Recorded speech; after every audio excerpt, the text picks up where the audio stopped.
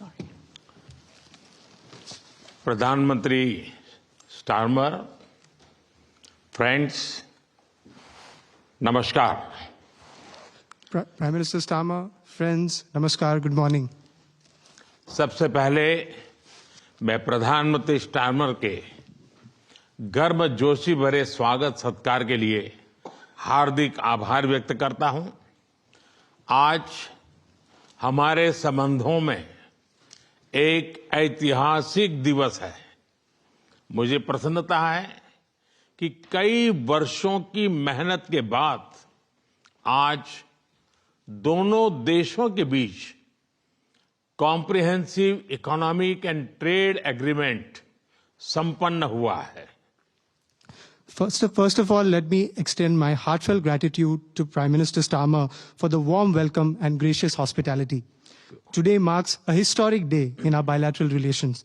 I am pleased to note that after many years of hard work, the comprehensive economic and trade agreement between our two countries has been concluded today.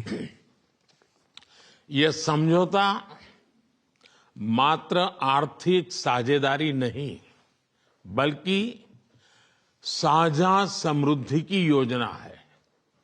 एक और भारतीय textile, footwear, gems and jewellery, seafood और engineering goods को UK में बेहतर market access मिलेगा।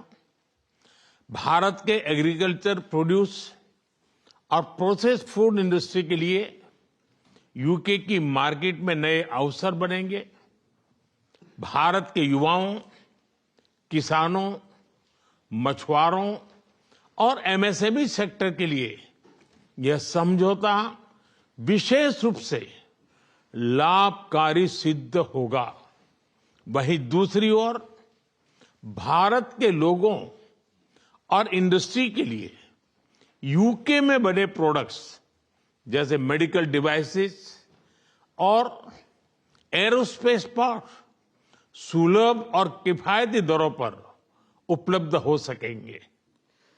This agreement does not merely pave way for economic partnership, but is also a blueprint for our shared prosperity. On the one hand, Indian textiles, footwear, gems and jewelry, seafood, engineering goods will get better market access in the UK.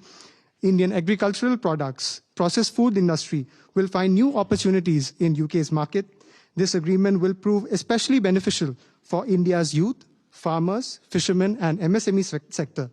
On the other hand, people and industries in India will be able to access products made in the UK, such as medical devices and aerospace parts at affordable and attractive prices. इस समझौते के साथ ही double contribution convention पर भी सहमति बनी है। इससे दोनों के सर्विस सेक्टर, विशेषकर टेक्नोलॉजी और फाइनेंस के उसको एक नई ऊर्जा मिलेगी। ईज ऑफ डूइंग बिजनेस को गति मिलेगी। कॉस्ट ऑफ डूइंग बिजनेस घटेगा और कॉन्फिडेंस ऑफ डूइंग बिजनेस बढ़ेगा। साथ ही यूके की अर्थव्यवस्था को भारतीय स्किल टैलेंट मिलेगा। इन समझौतों से दोनों देशों में निवेश बढ़ेगा और रोजगार के नए अवसर बनेंगे। इतना ही नहीं, दो लोकतांत्रिक देशों और विश्व की दो बड़ी इकोनॉमीज के बीच हुए यह समझौते वैश्विक स्थिरता और समृद्धि को भी बल देंगे। Along with this agreement, we also have reached a consensus on the Double Contribution Convention. This will inject new energy into the service sectors of both countries, especially in technology and finance. It will promote ease of doing business, reduce cost of doing business, and increase the confidence of doing business. Additionally, UK's economy would benefit from India's skilled talent. These agreements will enhance investments and generate new employment opportunities in both countries. Moreover, as agreements reached between two democracies and two of the world's major economies, they will lend support to global stability and global prosperity. Friends, अगले दशक में हमारी comprehensive strategic partnership को नई गति और ऊर्जा देने के लिए विजन 2035 जारी किया जा रहा है।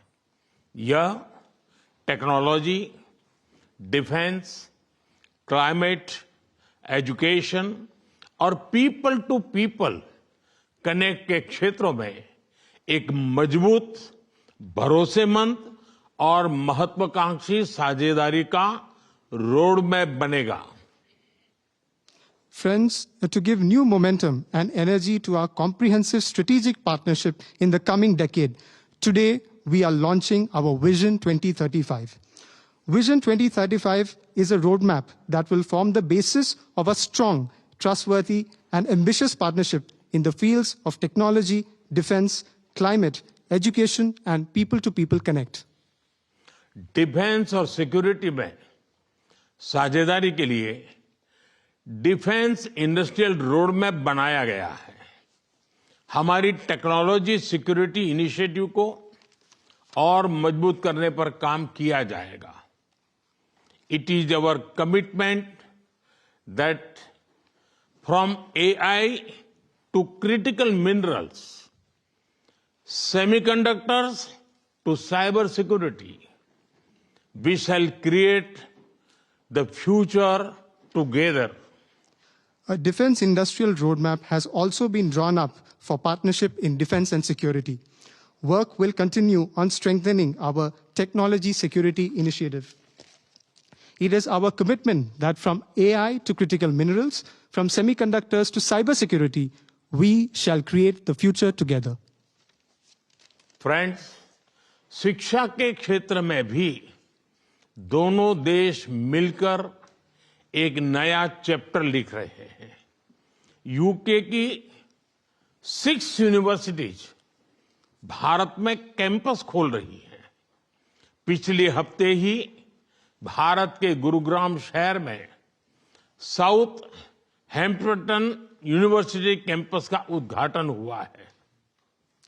Friends, in the field of education too, we are writing a new chapter together. 6 universities of the UK are opening their campuses in India. Just last week, the University of Southampton inaugurated its campus in the city of Gurugram in India. Friends, Pahalgam में हुए आतंकवादी हमले की कठोर निंदा के लिए हम प्रधानमंत्री स्टारमर और उनकी सरकार का आभार व्यक्त करते हैं। हम एक मत हैं कि आतंकवाद के खिलाफ लड़ाई में दोहरे मापदंडों का कोई स्थान नहीं है। हम इस बात पर भी सहमत हैं कि एक्सट्रीमिस्ट विचारधारा वाली शक्तियों को डेमोक्रेटिक फ्रीडम का दुरुपयोग नहीं करने दिया जा सकता। Those who misuse democratic freedoms to undermine democracy itself must be held account. Economic offenders के प्रत्यार्पण के विषय पर भी हमारी एजेंसी सहयोग और समन्वय से काम करती रहेगी। Friends, we thank the Prime Minister and his government for strong condemnation of the terrorist attack in Pahalgam. We are united in the belief that there is no place for double standards in the fight against terrorism. We also agree that the forces which espouse extremist ideologies should not be allowed to misuse democratic freedoms. Those who misuse democratic freedoms to undermine democracy itself must be held to account. Our security agencies will continue to enhance cooperation and coordination on matters such as the extradition of economic offenders. Friends, Indo-Pacific में शांति और स्थिरता, Ukraine में चल रहे संघर्ष और पश्चिम Asia की स्थिति पर हम विचार साझा करते रहे हैं। हम जल्द से जल्द शांति और स्थिरता की बहाली का समर्थन करते हैं। सभी देशों की संप्रभुता और क्षेत्रीय अखंडता का सम्मान अनिवार्य है। आज के युग की मांग विस्तारवाद नहीं, विकासवाद ही है। Friends, we have continued to exchange views on peace and stability in the Indo-Pacific, the ongoing conflict in Ukraine, and the situation in West Asia. We support early restoration of peace and stability. Respect for sovereignty and territorial integrity of all countries is essential. Today's era demands development, not expansionism. Friends, पिछले महीने अहमदाबाद में हुई दुर्घटना में मारे गए लोगों में कई यूके के नागरिक भाई बहन भी थे। उनके परिवार वालों के प्रति हम संवेदनाएं प्रकट करते हैं। यूके में रहने वाले भारतीय मूल के लोग हमारे संबंधों में एक लिविंग ब्रिज का काम करते हैं। They did not just bring curry from India, but also creativity, commitment and character.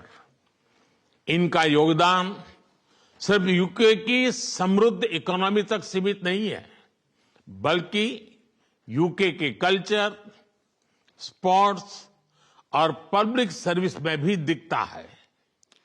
Friends, last month in the unfortunate plane crash in Ahmedabad, our sisters and brothers of the UK were among those who lost their lives. I would like to express my deepest condolences to the families of the victims. The people of Indian origin in the UK form a living bridge that connects our two nations. They did not just bring curry from India, but also creativity, commitment, and character. Their immense contributions are not just limited to UK's prosperous economy, but are also visible in UK's culture, sports, and public service.